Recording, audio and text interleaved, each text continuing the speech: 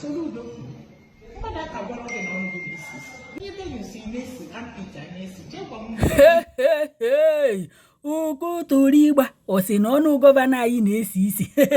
Ọkwa onye nọ mmadụ nso ma nke na-esi na nke ahụ esi. O si na nwunye na ya ji egotaru di ya gịnị unu ya abịakwa ka unu ga-enye ba akụkọ ka ọ ghara ịbụkwa n'ọnụ m ka o si wee pụta.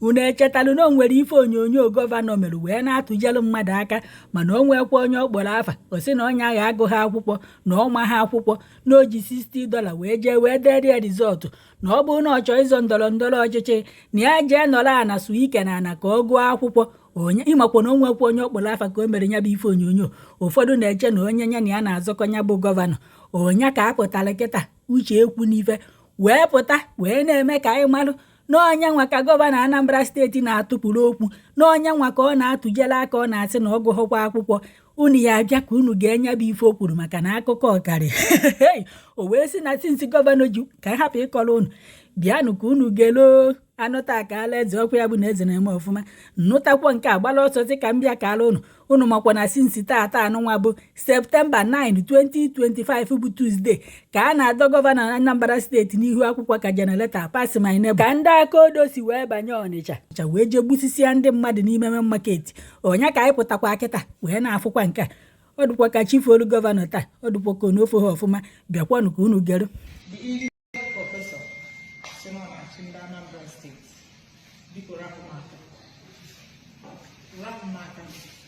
We are practicing constitutional democracy in Nigeria.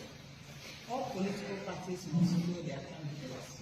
Soludo, this is our governor twice in Dacha before we are not imposed on the people of Anambra State in the governor. For the past 3 years, the governor Anambra South food in a state. South, some. Soludo, under your watch, 2 young state assembly members died under questionable circumstances. Onyebufa, he chopped down Onyebufa as chief executive officer of the state, and many others. He got nothing in the Anambra state. Ozunde Madeju. Anambra state now Thursday the Marana Tumo, the Benina Malala. Keep them on Baketa, Muruna, Fuyon, and now, so a vaccine my government. You can't wait. You know you have failed. You have failed woefully. Then I come after. Listen, my certificate, my PhD will fake. Go to court. You want PhD, the Germanian will fake certificate. If you let November 8th, you can get a court together. If you let them, it's just one member masters. You can my ministry, Ghana did so, family is together, it is over my masters. The University of Calabar, they never know my first degree. How to tell you, they don't know, especially you go there with my regular, keeping a check, go and ask. I don't know, Professor Kedi, Uche. I keep up over, see me, and I put a professor of our word again by department. Nego, because I have professor, because I have just a word in department in the natural ways. Soludo, what that I want to get on the basis. You are the greatest governor in the whole Africa. When you see Messi and Peter Messi, just one minute, you go over to the deodorant, give it, you say Italian and Arabic, keep it and look in there. You may call you all those sitting on an apple now is so stinking and embarrassing for a government. Soludo, I'm not saying people. Hakumaka, I think you're a candidate of a party governorship, they are not a deputy governorship candidate of another party. Stop in the whole thing. Listen, one, I'm a governor.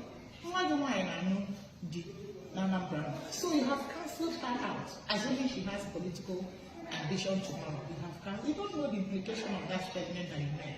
But let me tell you something, Soludo. If I can be where I am today without 1% support from you, I can be president without you. You are not God and you can't be my God.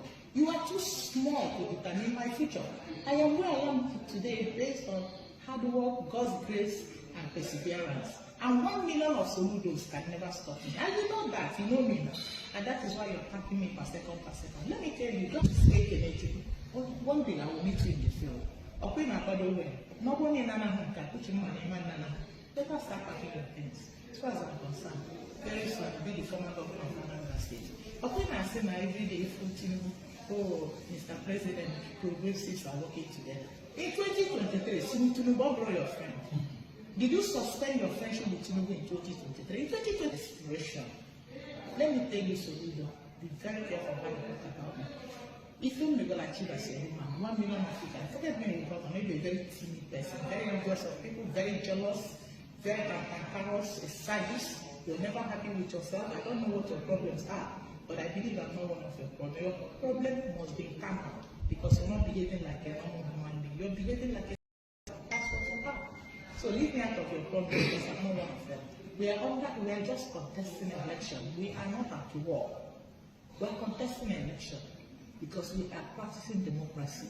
All parties must have candidates, and you must accept the fact that you must have opponents. Even if I'm not into this, another person will be. But I know you're attacking me because you know what it means.